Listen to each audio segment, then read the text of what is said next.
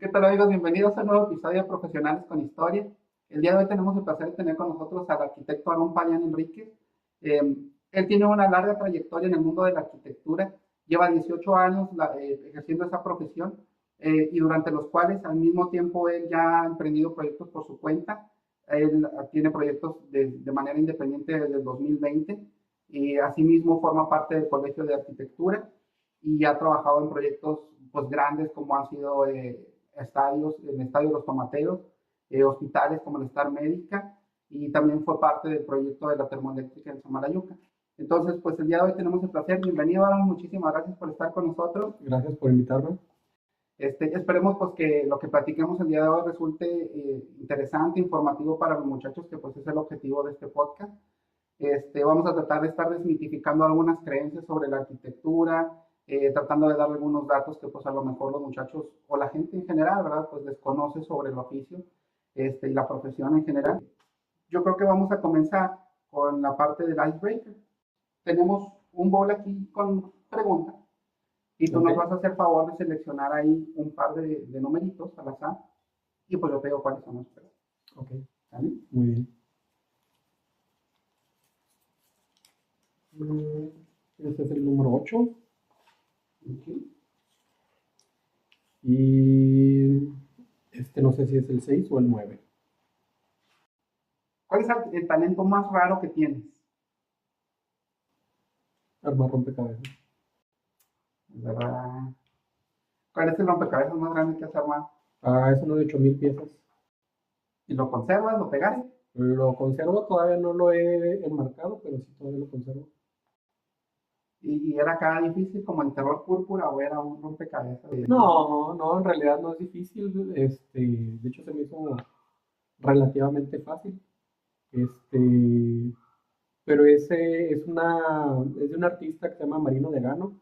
Creo que la verdad no sé de qué nacionalidad es, pero no sé si llegaste a jugar el juego de la oca. Sí. Te das cuenta que la imagen es como el juego de la oca, pero cada cuadrito son 10 años, 10 años de historia desde el año 0 hasta el año 2000. Y en cada cuadrito viene una imagen de lo más representativo, el hecho histórico más representativo de esos 10 años. Y aparte en forma como de caricatura satírica. Entonces es divertido. Qué padre. Sí, Aaron, desde que yo lo conozco, arma rompecabezas. Y mencioné el terror púrpura, bueno, los que arman rompecabezas lo conocerán, es un rompecabezas enorme, en dimensiones no tanto, pero el número de piezas era una cantidad increíble y todo era morado. O sea, esa era la dificultad, pues armar todo siendo de un solo color era sumamente difícil. Si tuvieras una máquina del tiempo, ¿te gustaría volver en el pasado a arreglar tus errores o ir al futuro para ver qué te depara el destino? Yo creo que ir al futuro. Ir al futuro. Sí, porque yo creo que pues los errores que cometemos son lo que al final nos hacen ser lo que somos ahorita. Entonces yo creo que más bien iría al futuro para ver qué es lo que me depara a mí o a mis seres queridos. Okay. Para ti, primero que nada, ¿qué es la arquitectura? No tanto como definición de libro, definición de enciclopedia, sino para ti que lo vives, ¿qué es arquitectura? Es un arte. Realizar algo que sea adecuado y que sea bello para las personas que van a utilizar ese edificio. Recordemos que las otras bellas artes pues son danza, música, pintura, pero la arquitectura es el único arte que tiene un fin como tal, que es ser habitable. Ya sea una casa donde puedes vivir o ya sea un edificio donde vas a trabajar, pero es un arte que tiene un fin más práctico. Pues qué bonita definición, honestamente. Manejarlo como arte yo creo que es algo bien interesante. Es cierto y es una cosa funcional, ¿verdad? Digámoslo así. O sea, al final del día es algo que pues pagas por algo que te va a ser de utilidad. Al mismo tiempo incluso te puede ahorrar costos dependiendo cómo hayan diseñado la estructura y al mismo tiempo te deleita, ¿eh? La vista. O hay unas estructuras hermosas al final del día que se hacen. Aparte, no hay que olvidar que También, como todos los artes, pues es subjetivo. Para unas personas puede parecer un edificio muy hermoso y para otras personas va a ser todo lo contrario. Pero algo interesante, probablemente a lo mejor la definición sería loco, y te voy a decir por qué loco. Yo siempre he pensado que las personas locas son las que hacen este mundo interesante, son las que se salen de todo tipo de patrón. Entonces, tú esperarías que un edificio sea cuadrado y sea así. Entonces, ese loco que de pronto se le ocurre, ¿y por qué no lo hago circular? Sí, definitivamente. Entonces, tienes toda la razón. A lo mejor para mí, pues qué edificio tan feo, ¿verdad? Pero de pronto dices, al menos tomó el riesgo. Claro. Tomó el riesgo y ahí está, y lo logró, ¿no? O sea, básicamente cumplió su sueño. Que es algo bien interesante porque, por ejemplo, ustedes hacen arte con un chorro de lana. Entonces, porque estamos hablando de que muchos de los edificios que son artísticos a la vista, son edificios carísimos. Entonces, de pronto, yo creo que también hay que hacer un chorro de estrés para mí que diseña algo así. Estar llevando, obviamente, a la práctica lo que soñó, pero al mismo tiempo, si la regué, o sea, ¿te imaginas? 10 millones de dólares, 20 millones de dólares. Sí. Aparte, es muy común también, es súper común que la mayoría de las obras siempre se salen de presupuesto. Porque de hecho esa es la palabra, es un presupuesto. Estás suponiendo que algo va a costar algo, pero sobre la marcha siempre salen algunos imprevistos, siempre el cliente, eso es bien común, que cambia algunas cosas. Cliente, entiéndase, y el dueño de la casa que la va a habitar o la corporación que está construyendo un edificio, al final cambian cosas y obviamente, pues sí, como tú dices, es algo que se maneja mucho dinero. Entonces tienes que tener mucho cuidado. Sí, de hecho yo creo que está relacionado un poquito a los datos informativos que tenía yo preparados para el día de hoy. La palabra arquitecto, que tiene origen en la palabra arquitecton y que significa maestro de obras, ¿verdad? Esto ahorita platicando previamente al podcast, ahora me estaba comentando que tiene un poquito de analogías hasta en el mundo de la masonería. Entonces ahorita a ver si algo nos puede hacer un poquito más entrar un poquito más en detalles en qué es lo que pudiera ser análogo, ¿no? Supongo que obviamente a partir de los términos. La arquitectura pues es algo que no solamente busca por la estructura en sí, sino también incluso la salud y el bienestar humano, la belleza y al mismo tiempo pues la sostenibilidad, ¿no? Y el objetivo del podcast, Aaron, es conocer cómo es un día en la vida pues, de un profesionista, en este caso pues un día en la vida de un arquitecto. En este caso, Aaron, ahorita justamente platicando previo al podcast, él me estaba platicando que tiene pues, dos enfoques. Uno, a lo mejor trabajando para una empresa y otro, pues trabajando en sus proyectos personales. Entonces va a estar muy padre porque vamos a ver cómo logra compaginar él eso, ¿verdad? O sea, pues, su vida personal y estos dos proyectos día a día. Nuestra jornada laboral siempre empieza temprano, en muchas empresas empieza a las 7, en otras a las 8. Mis primeras funciones son revisar cómo van mis proyectos independientes, si los trabajadores necesitan algún tipo de material, suministro, herramienta, para conseguírselos en ese momento temprano. O generalmente también les pregunto un día antes de que se termine la jornada laboral, qué materiales van a ocupar al día siguiente en la mañana, qué necesitan para no tener a los trabajadores parados o que no estén sin hacer nada, porque pues obviamente eso también cuesta. Entonces, es ir, comprar los materiales, herramientas, lo que necesiten, llevárselos, ver el plan de acción de ese día, qué se va a trabajar, cómo se va a hacer, qué dudas tienen, y ya de ahí yo me voy ya a lo que es la oficina. Trabajo en una empresa constructora también, y bueno, ahí mi función es más que nada administrativa. Ahí básicamente me encargo yo de hacer estimaciones para la gente que se va a preguntar qué son una estimación. Una estimación es un documento con el cual tú le cobras al cliente. En este caso nosotros pues, tenemos obras de gobierno, ya sea tanto estatal como municipal, y obviamente pues es un documento con el que tú justificas lo que estás cobrando para obviamente que ellos tengan pruebas de lo que se está haciendo. Y en caso de una auditoría, pues es lo que revisan. Qué es lo que estás cobrando, cómo lo estás cobrando. Y en una estimación, se cobra generalmente por precio unitario. Que si van a hacer cimentación, ya sea zapata corrida, ya sea por metro lineal, si es una zapata aislada es por pieza, columnas, castillos, muros, pues obviamente muros por metro cuadrado. Todo eso son conceptos, cada concepto es un trabajo. Por ejemplo, un muro de block, ese es un trabajo. Un castillo, ese es otro trabajo diferente, no se pueden cobrar igual, porque uno se cobra por metro lineal, porque son líneas, y los muros, pues ya es una superficie, se cobran por metro cuadrado. Los acabados generalmente también se cobran por metro cuadrado. Entonces, todo eso tengo que vaciar yo esa información de lo que se ha avanzado para poder cobrar. Y eso ya lo realizo yo ya de mediodía en adelante. Y ya de ahí, pues, es regresar a mi casa.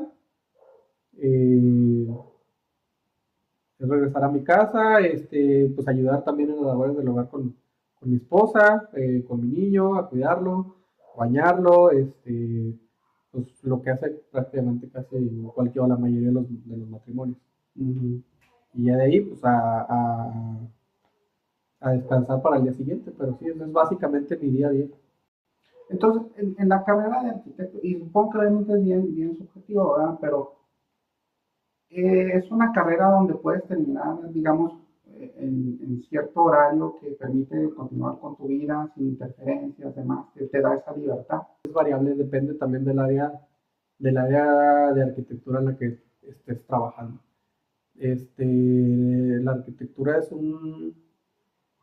es tan generosa que te da un campo de trabajo tan grande que puedes trabajar de muchas cosas. Puedes trabajar eh, como promotor de materiales para alguna empresa que se dedique a hacer materiales especializados de construcción, y obviamente pues tiene un horario fijo. Puedes trabajar como arquitecto independiente, ahí no tienes un horario fijo.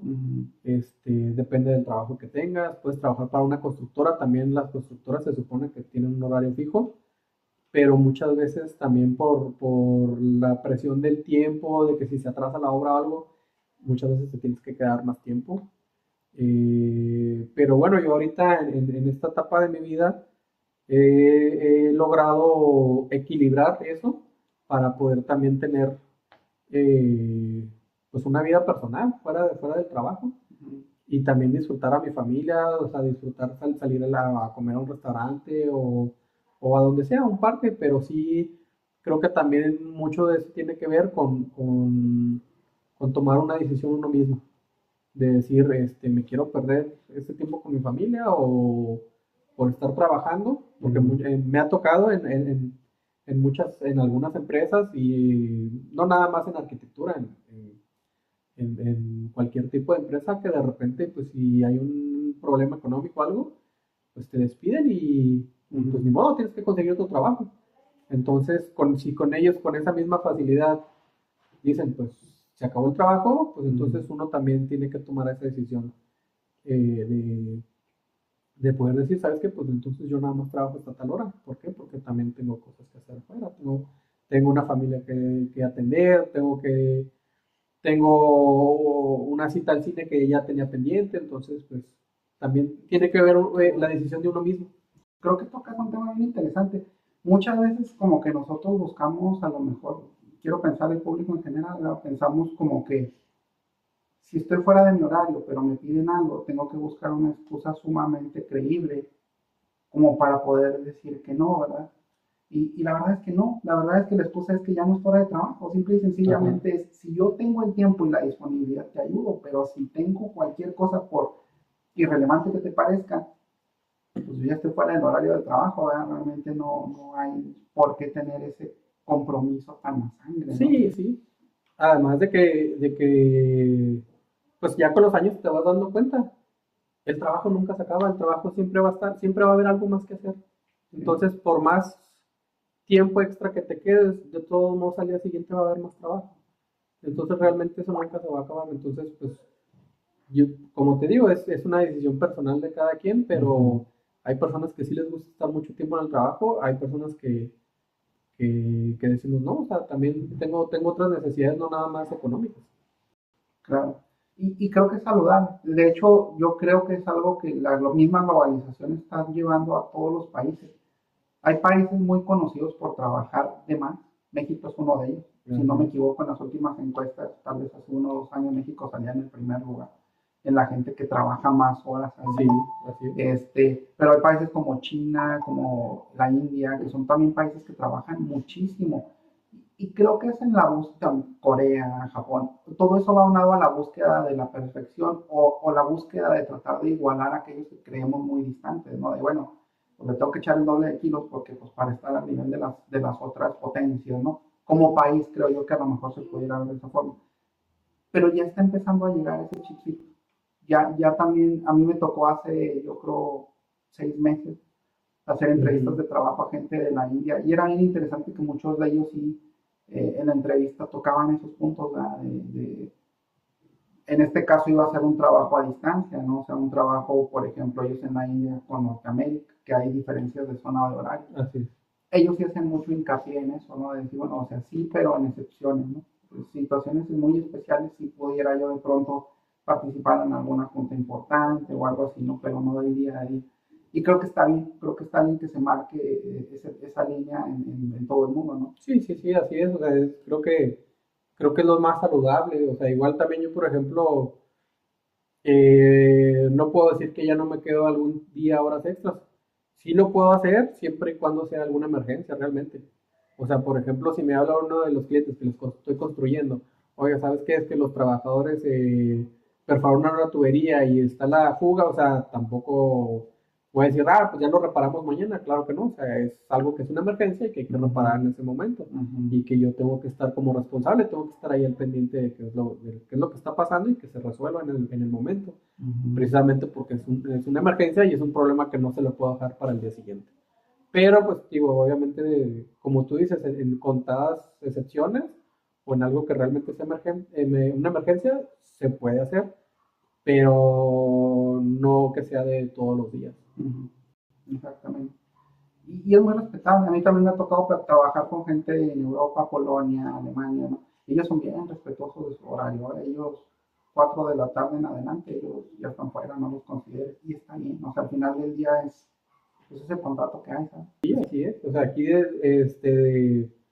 malamente o desgraciadamente aquí en México, tenemos esa mala costumbre de que si no te quedas tiempo extra, realmente no te estás poniendo la camiseta.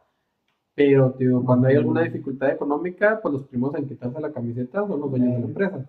Entonces, pues no es parejo. Entonces, yo creo que, como tú dices, es lo más saludable porque eso es lo que está en el contrato de trabajo.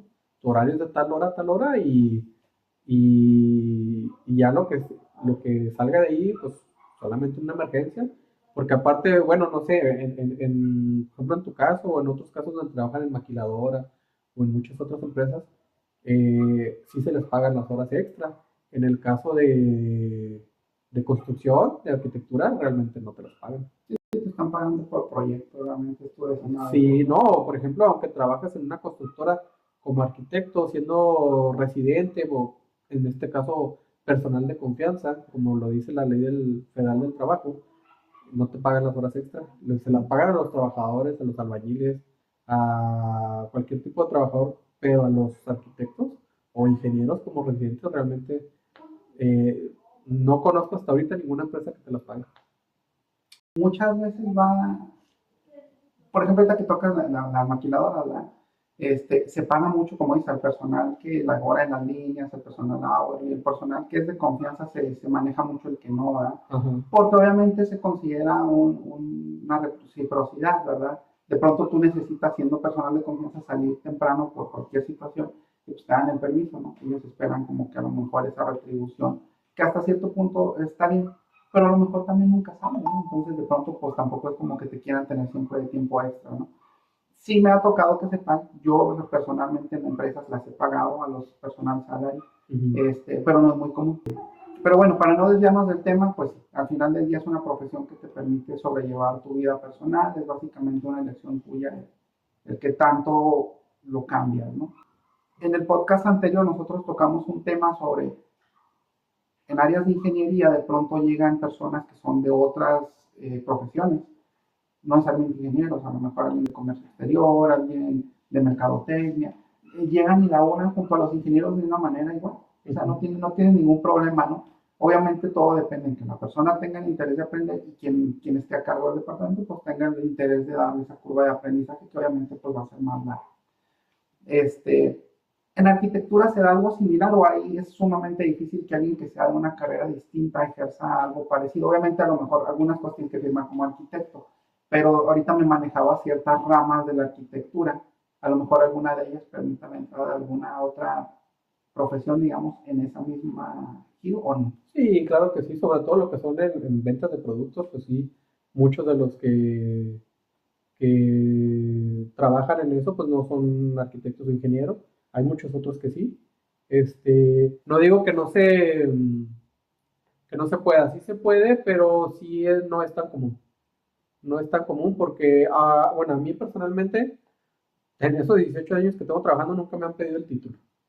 Y apenas en el trabajo que tengo ahorita en esta constructora, es la primera vez que me piden la cédula profesional. Pero sí, sí te piden más que nada la experiencia y aparte los mismos que te contratan se dan cuenta luego si tienes experiencia o no tienes experiencia. ¿Por qué? Simplemente por los mismos términos que usas al hablar dentro de la construcción. Si no conoces alguno de los términos, quiere decir que no estudiaste o no sabes. De eso no quiere decir que no pueda entrar personas que no sean del ramo a aprender y empezar a trabajar. Sí se puede, pero no es tan común. Dentro de los mitos más comunes, ¿verdad? Que yo he escuchado, a lo mejor como tercero, es el clásico de que pues el arquitecto a las casas y el ingeniero a los puentes, ¿verdad? ¿Qué tan cierto es eso? Pues no. O sea, es que tanto arquitectos como ingenieros trabajamos de la mano. O sea, siempre, aunque nos echamos carrilla y unos le tiran a otros, en realidad siempre trabajamos juntos en todos los proyectos. Porque la mayoría de los ingenieros, no todos, pero pues ellos se dedican más, tienen más experiencia y se dedican más a la construcción como tal.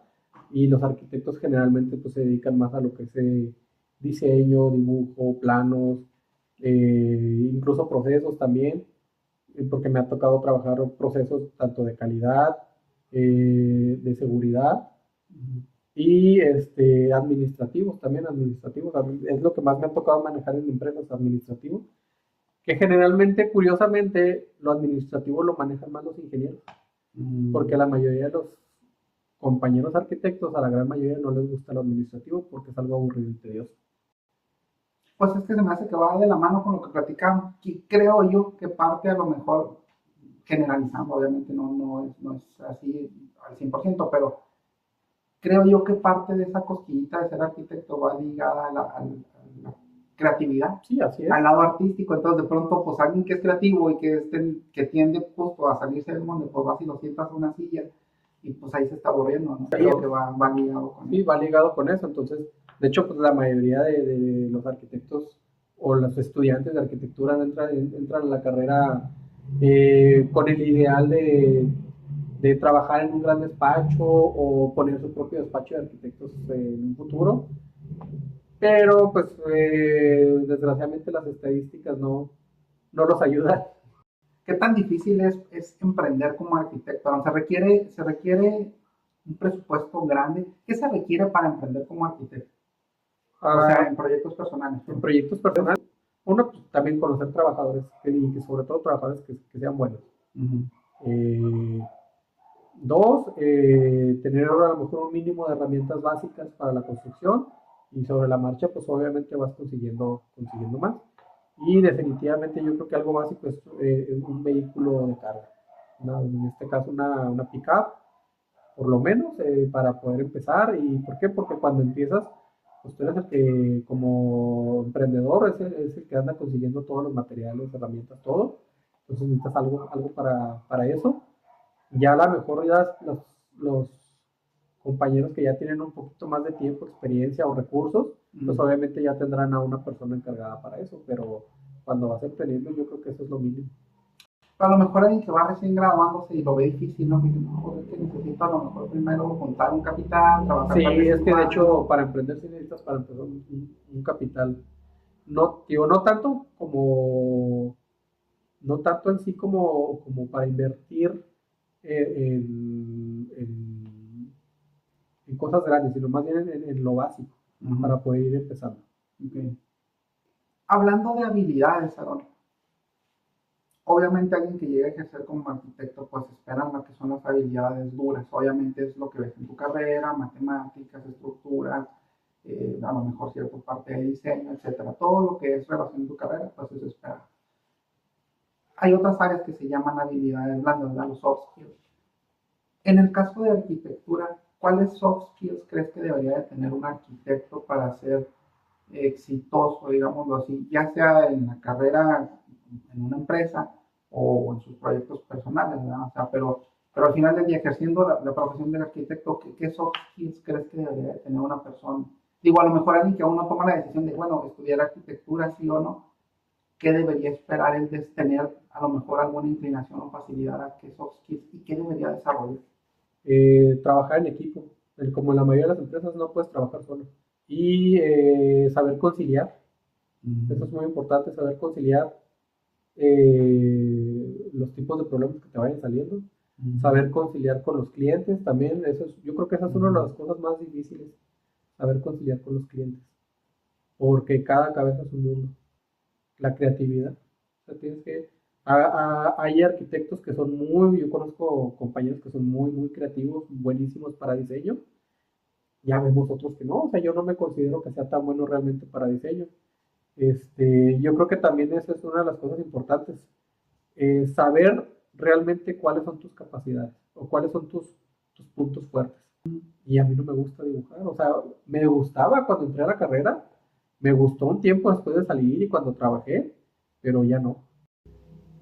Justo lo que platicábamos, ¿no? Antes del podcast hablamos sobre el pivote en las carreras. Creo que eso pasa con los gustos también. A lo mejor comenzabas, digo, obviamente puede haber otro sinfín de influencias externas, ¿no? Pero a lo mejor comenzabas tú la arquitectura porque te gustaba dibujar, porque era lo que sabías que se hacía en arquitectura. Pero conforme fuiste viviendo la experiencia de la profesión, fuiste encontrando otras áreas que te gustaron más. Y justamente por eso, pues de pronto te atrajeron más esas otras áreas que para ti eran desconocidas en ese instante, ¿verdad? Y por eso a lo mejor hoy no es tan atractivo tal vez el dibujo, ¿no? Para un arquitecto, el pues, sentarte a dibujar es porque ya traes algo en mente, ya traes una idea. Y muchas veces, y prefiero mejor contratar a alguien que se dedica exclusivamente a eso, porque él ya trae una inercia, ya trae una inercia de estar haciendo eso constantemente, entonces él ya no se le dificulta tanto realmente, porque ya es lo que hace. Pero en cuanto a los sueldos, ¿cómo crees que se compara arquitectura en su etapa temprana, digamos, de un recién graduado, y a lo mejor un arquitecto ya con experiencia, un arquitecto senior que ya tiene tal vez 20 años en el mercado, etcétera? Esos sueldos con su equivalente de otras carreras, ¿tú cómo los ves? ¿Los ves equilibrados? ¿Los ves más altos, más bajos? Pues mira, hace un año yo creo más o menos leí que un artículo en el que precisamente arquitectura es una de las carreras mejor pagadas a nivel, al menos aquí en México, es una de las mejores pagadas. En Estados Unidos, pues obviamente mucho más. A nivel mundial sí es una carrera bien pagada, pero también pues obviamente cuando va saliendo, pues no realmente no ganas tanto como muchos estudiantes esperan. La verdad es que sí, los sueldos son bajos, son apenas arriba del mínimo, pero ya conforme vas ganando experiencia, obviamente, vas adquiriendo mayor sueldo. También depende mucho, y eso es lo que no te dicen muchas veces, depende mucho cómo tú te vendas al momento de una entrevista de trabajo. Porque yo, por ejemplo, me acuerdo cuando yo estaba estudiando la carrera y yo ya trabajaba para una constructora como residente de obra, y yo me acuerdo que en ese entonces, estoy hablando de hace como 16 años, que yo ganaba como 6,000 pesos al mes, o sea, era muy, muy poquito. Y me acuerdo que entró una compañera amiga mía que también ya estaba estudiando, pero ella ya estaba casi al final de la carrera y ella se supo vender. O sea, me refiero pues obviamente a saberte vender en la entrevista de trabajo, pues mira, tengo estas habilidades, tengo estos conocimientos, tengo esta experiencia y obviamente pues ella estaba ganando, creo que más del triple de lo que ganaba yo. Ujú. Por eso digo, también es importante saberte vender en una entrevista de trabajo. Y tomar el riesgo. Yo creo que también muchas veces, a lo mejor cuando uno va empezando, que no creo que se pueda limitar solo a esa área, pero a lo mejor la tendencia es un poquito más grande, pues por el miedo de a lo mejor perder la oportunidad del trabajo, de pronto a lo mejor uno acepta cualquier sueldo, ¿no? Sí, sí, eso es muy común. Entonces de pronto es, pues a lo mejor ella tomó el riesgo de decir, no, pues no, yo quiero tanto, y bueno, si es, y si no, pues ni modo, busco otro, ¿verdad? Así es. De pronto yo pienso que es parte del premio, digamos así, de haberte tomado ese riesgo, ¿no? Pero bueno, de manera general yo quería que pues a lo mejor los muchachos o la gente que está viendo el video pues sepa a qué aspirar, ¿verdad? Qué tan difícil va a ser ir creciendo económicamente en esta carrera y por lo que entiendo pues es bastante pues, equitativo, va aumentando tu experiencia, tu trabajo, Sí. va aumentando tu sueldo. Sí, así es. ¿Cuál es la profesión o la aspiración o el sueño, digamos, de carrera más temprano que recuerdas y cuál es? Arquitecto, de hecho. ¿O sí? ¿Desde cuándo te acuerdas que tenías ese sueño? Yo creo que como desde los 5 años, 6 años, a mí siempre me gustaba mucho jugar a construir. Construir túneles, puentes, demás. Eh, yo me acuerdo cuando tendría, yo creo, no sé, unos 6 años, 7 yo creo. Ujú. Me acuerdo que uno de mis tíos consiguió como unos tipo bloquecitos así chiquitos de madera. Y me acuerdo que entre una de mis tías, que es la más chica por parte de mi papá, que nos llevamos como 4 años de diferencia. Ujú. Entonces somos casi como primos. Entre ella y yo nos pusimos a armar una maqueta de una casa con esos ladrillos. Y yo no me acuerdo de eso, pero dice mi mamá que cuando yo tendría como 2 años, que yo siempre jugaba a hacer edificios con las latas de comida. Entonces, pues siempre ha sido eso. O sea, también en algún momento quise estudiar otra cosa, pero cuando realmente me puse a ver lo que conllevaba esa otra profesión, dije, no, ¿para qué me hago tonto? O sea, yo siempre he querido ser arquitecto. Ujú. Qué padre, qué interesante, porque normalmente sí son bastante distantes los sueños iniciales de carrera. ¿Tenías alguna influencia de alguien arquitecto? No, nadie. Yo creo que básicamente hemos cubierto por los puntos más relevantes del podcast. Este, digo, para despedirnos, a lo mejor me gustaría que nos dieras un par de consejos. El primer consejo es para los muchachos o las personas que nos estén viendo. ¿Qué consejo les darías a aquellas personas que están ahorita todavía en la decisión de su carrera y pues, a lo mejor inclinándose por el área de arquitectura? Paciencia y sobre todo, si realmente les gusta, pues echarle ganas, porque también es una carrera dura y tediosa, pero pues es algo que es bonito también, o sea, que es una profesión que te va a ayudar a tener un buen trabajo o ser independiente en el caso de que quieras ser independiente y ganar más, también se puede hacer. Es una carrera muy noble, la verdad, pero sí necesitas tener mucha paciencia y sobre todo no desistir. En esta carrera problemas siempre va a haber, todos los días, siempre va a haber. Y a lo mejor es muy importante, platicando el otro día con algunos de los otros invitados, a lo mejor aquí mismo en la casa, creo que es algo que a lo mejor la juventud últimamente está tratando de evitar, ¿verdad? Problemas, tratando de pronto llevar una elección donde haya menos confrontaciones y demás. Al menos lo que hemos cubierto en los podcasts, hemos visto que las carreras, pues todas siempre tienen un poco de confrontación y tienen pues, bastantes problemas, ¿verdad? Por eso parte de lo que tú tocaste, como los soft skills, son bien importantes. Y de hecho a mí son bien curioso porque yo investigué sobre los soft skills hace como unos 3 meses. Ahorita lo que trae la industria de los soft skills más buscados en todo, digamos que el marco laboral, por así decirlo, son tres: trabajo en equipo, resolución de problemas y adaptabilidad al cambio. En las entrevistas que he hecho, todas las personas han coincidido en eso sin haber escuchado esta referencia previa, y justamente lo acabas de decir.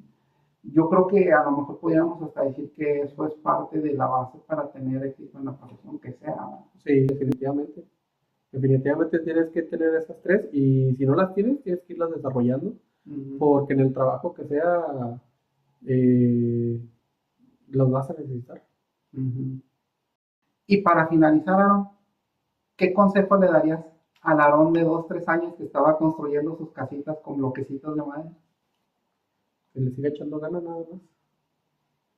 Que todo se puede. Todo se puede, pero hay que seguir echándole ganas. No hay que rajarse la primera. Hay que seguir. Hay que ser insistente. Nada más.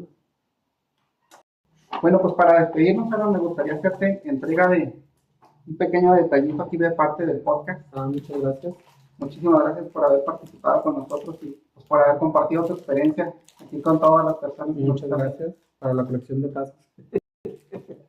Muchas gracias. Hasta luego. Hasta luego.